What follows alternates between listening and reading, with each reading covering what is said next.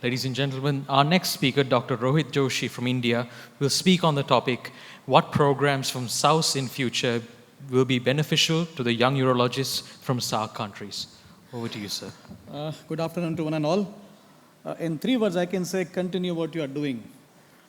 SAUS and SLAUS, you are doing fantastic work. So I think if you are doing what you are doing, and if you continue doing that, you're going to do a great service to the young section. But let's, take a little while to understand the journey of a young urologist. Any prize for guessing this kid from India? I think somebody will pick him up. Mahesh bhai, who is this guy?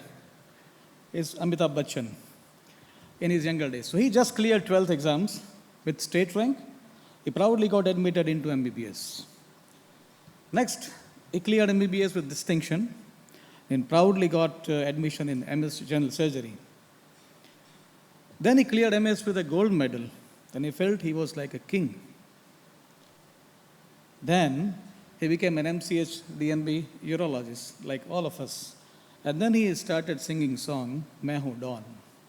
And right then, when his ego was at its peak, there comes the professor, Dr. Sabnis sir. Hit him very hard. He said, who is this Dawn? You are not obviously detectable. There are 500 odd urologists getting into this pool every year, and who are saying you are Dawn, forget about it. So this is the condition of young urologist at the age of 32 to 35 years. After all his struggles, what he becomes is not a Dawn, but a nod. So that's why we need to focus on, this training aspect of this young urologist. And I have broadly categorized them into 2 categories. The young urologist in making, those who are residents, and the young urologists in their early years after they pass out from the institute. Focusing on the young urologists in making, I think there is a pressing need to reorient the postgraduate curriculum more towards the basic urology. If somebody is inclined to do urology in his MS days, he should be getting more focus on his basic urology. We also need to have a restructuring the urology curriculum, making it competency-based rather than time-based. In UK, time has come that, now they are not getting a 5-year structured program. They are assessing each scholar depending on his competency level. Somebody might finish it in 3 years. Somebody might take it in 6 years.